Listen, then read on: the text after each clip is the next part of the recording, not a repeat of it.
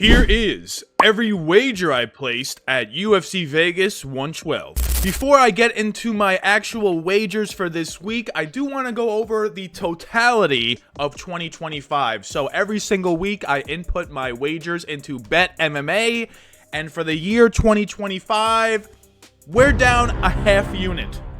It's crazy. We somehow wagered 50 more units than 2024. Yet we're only down a half unit. This card can make or break our 2025. If we're profitable on this card, we will be profitable for 2025. Also, overall, we're down 19.71 units. At peak, we were down 76 units. So we have somehow scratched and clawed our way to a half unit down in 2025 and to negative 19 units for the totality of the entire time I've been doing this. So for this card to work, we need to make 20 units. If we can make 20 units, we will finish profitable all time. If we make 1 unit, we will finish profitable in 2025. Those are the stakes for this video. Those are the stakes heading into UFC Vegas 112. Here's every fight that I do not have a wager on for various reasons, starting with Teresa Bleda and Jamie Lynn Horth. This is women's mixed martial arts. It seems like a 50-50 matchup. Teresa Bleda has all the factors in her advantage, like age, reach, height, but she has not fought in 2 years, and I don't feel like parlaying her at that price. Don't feel like wagering on her at that price, so I'm just going to ignore it altogether. Alan Fry and Guilherme Pat. 2 UFC guys making their debut against each other at the heavyweight slop level. There are so many things that can go wrong if I actually wagered on Guilherme Pat here. He's a big Brazilian that just leaves his chin out. I think he wins by KO, but would not be shocked to just see him get boomed by Alan Fry at some point in this matchup. Both guys are unproven.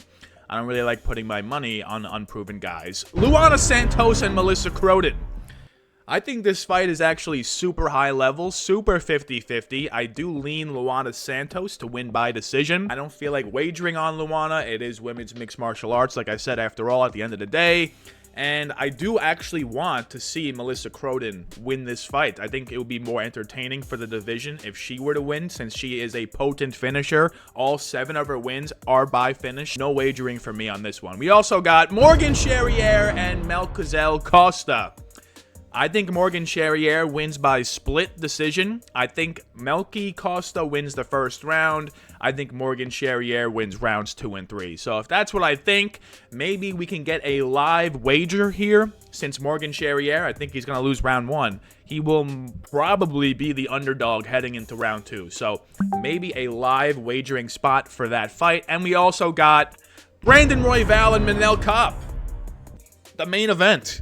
It's not often that I don't actually have a physical wager on the main event, but for this one specifically, it feels like all the value is on Brandon Royval. There's just way too many sheep on him. I can't pick Brandon Royval. I can't trust him really with my money. 4 months ago, he nearly got slept by Joshua Van. He took an unreal amount of punishment in that fight. Who knows what Brandon Royval is going to look like in this fight. I think Manel Kape finds the later round 3-4-5 KO. I don't feel like wagering on that. Not confident enough to wager either side. Not confident enough to parlay Manel Kape. So skipping all these fights. First fight we do have a wager on is Sean Sharaf taking on Steven Asplund. And in this one, I think Sean Sharaf is live in round 1 only. I think once this hits round 2, once this hits round 3, his cardio is going to go out the window. He's just going to be a standing punching bag, and I think Steven Asplund is going to take advantage of that. I do think Sean Sharaf does have some success in round 1. I think he could potentially take down Asplund. He can land some nice ground and pound, but I don't think Sharaf has the submission upside to submit Asplund, and I don't think he has the power to KO Asplund. So for those reasons, keep in mind everything I said. The pick is going to be Steven Asplund by KO, but the wager is going to be Steven Asplund round 2. We got 1 unit on it, plus 450. The logic is simple. Sean Sharaf is only good in round 1. So if Asplund can just survive the early onslaught and make it to round 2, This is going to be insanely live. If round 2 starts at all, this prop is going to be like minus 1,000 because Asplund is going to probably walk through Sharaf once round 2 starts. That is my prediction. Next fight we got a wager on is Neil Magny taking on Yaroslav Amosov. And in this one, listen, I really wanted to take Amosov, but you look at the film, you look at the tape, this guy's not really the best striker. He's mainly a grappler, and he's a wrestler. And Neil Magny, against those types of guys, usually gasses them out, usually out-cardios them, usually clinch knees them until they are completely gassed. So in this one, Yaroslav Amosov does have a round 3 KO loss to JC Jackson. JC Jackson in that fight, he just kept it standing. He avoided the takedowns. I think Neil Magny, he could get taken down in round 1. He could get taken down in round 2. But if round 3 starts and Amosov has not finished Magny by that point, this prop becomes very live. So the pick is Neil Magny round 3 sub. We got 1 unit on Neil Magny to win in round 3. Plus 2,500. You heard it here first. The last wager was Asplund round 2. Well, this one, we're getting even more freaky with Magny round 3 plus 2,500. If this somehow hits, we will be profitable no matter what. Every other wager can lose. We will be profitable all time on Bet MMA if Neil Magny finds the round 3 sub. He's done it in 3 of his last 6 wins. He's won in round 3. That is an absurd thing. And at the Apex against Eliza Dos Santos, Dos Santos was trying to wrestle him, trying to grapple him, gassed out. Magny wins in round 3. Amosov making his UFC debut. We don't know what his cardio really is like. He's aging. You know, he's not really in his physical prime. I can see him gassing out and Magny taking advantage in round 3. So let's get it. Last time we can possibly wager on Neil Magny round 3. Who knows? If he loses this fight, this could be his last one. So let's make it. Let's make it happen. Next fight we got to wager on is Joe Anderson Brito taking on Isaac Thomson. And I just don't trust Joe Anderson Brito against any fighter with a pulse. Isaac Thomson has a KO win over Larian Douglas. Larian Douglas recently won on the Contender Series, looking really good. So that tells me Isaac Thomson, he's pretty good. I think he's got the striking to match Brito, and as long as he just doesn't get relentlessly taken down by Brito, I think Isaac Thomson is going to make this fight look insanely close, and I think he actually wins the fight. We got 1 unit on Isaac Thomson moneyline plus 184. He opened up at plus 350. So if you have a plus 350 wager on you, congratulations. I got in very late. I still wanted some action, though. I do think Isaac Thomson is pretty good. And Joe Anderson Brito is one of the most untrustworthy UFC fighters on the roster. So Isaac Thomson, as long as he doesn't just get wrestle smashed, he has a very good chance to win this. Next fight we got a wager on is Amanda Lemos taking on Gillian Robertson. And in this one, it's very simple. Lemos gets taken down and controlled by nearly every fighter that wants to take her down and control her. And more often than not, those fighters are finding the finish. Gillian Robertson, she's a BJJ specialist, but lately, when she takes women down, she goes for the TKO.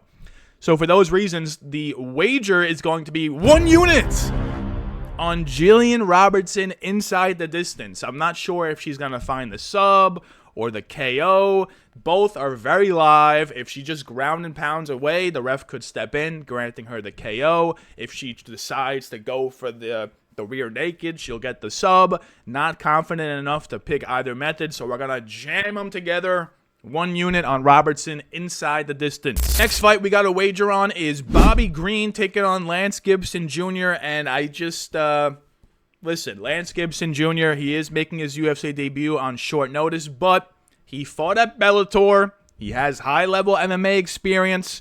Bobby Green's chin is made of dust. Bobby Green's takedown defense is non-existent. I'm not sure how Bobby Green actually wins this fight other than a volume-based decision. And if that doesn't happen, every other path to victory is available for Lance Gibson. I think he can win by KO. I think he can take down Bobby Green and win by sub, which is what my pick is ultimately. And I think he can win by decision. So we're going to go with 1 unit on Lance Gibson Jr. moneyline plus 164. The guy's 9 years younger than Bobby Green and hasn't taken nearly as much damage. I am concerned, Lance Gibson Jr.'s only loss is a KO via a jab. So, Bobby Green could potentially chin this guy if his chin really is made of nothing. But Bobby Green's chin is also made of nothing. So, I like Lance Gibson to potentially find a knockout blow. I like Lance Gibson to take down Bobby Green and submit him. A lot of paths to victory available for the underdog, in my opinion. Next fight we got to wager on is Kennedy Nzechukwu taking on Marcus Buchecha. And in this one, Marcus Buchecha is definitely live to win in round 1 via submission. If he takes down Kennedy and has success doing it, he probably will find the sub. He is a jiu-jitsu world champion multiple time after all. But if that does not happen, do we think Kennedy will find the KO? No.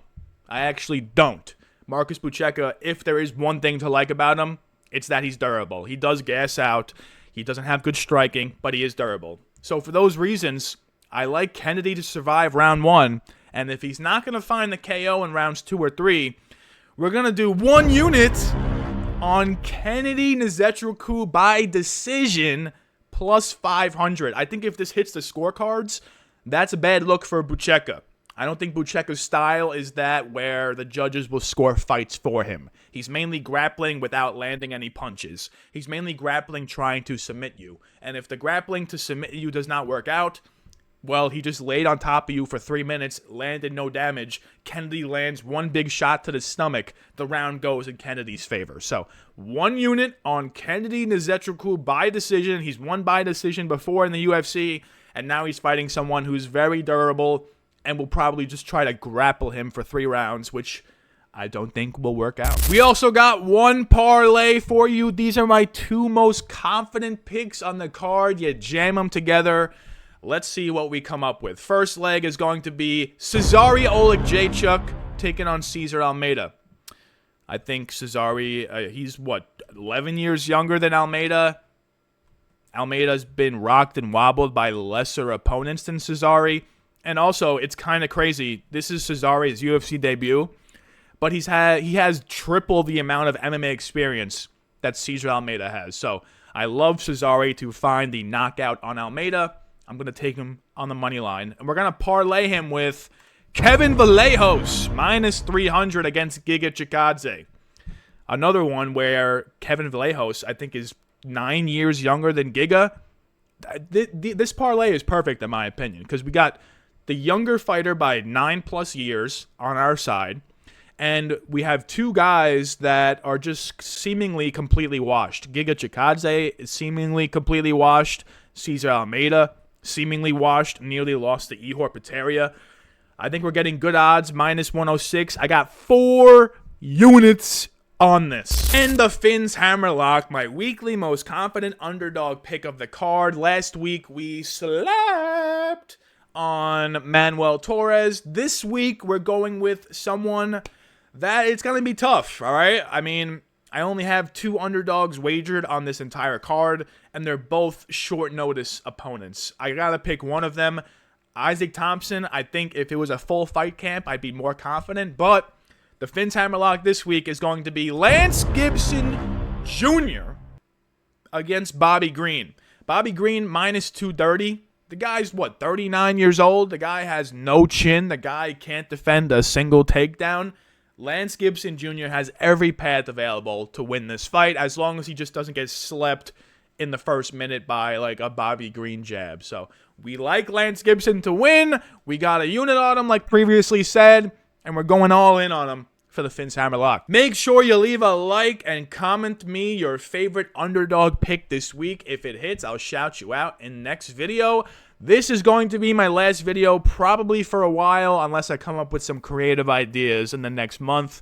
There's not going to be another UFC card till the end of January, so thank you guys for coming with me on this journey. I appreciate you guys boosting my YouTube, boosting my Twitter, boosting my Instagram. Everything is slowly rising. Slowly but surely, we're getting more comments on all of those things, all of those platforms. So I appreciate you guys. I appreciate you guys liking the video, subscribing, And I just want to say, yeah, just thank you overall. And let's try to make money on the last card of the year. Let's get it.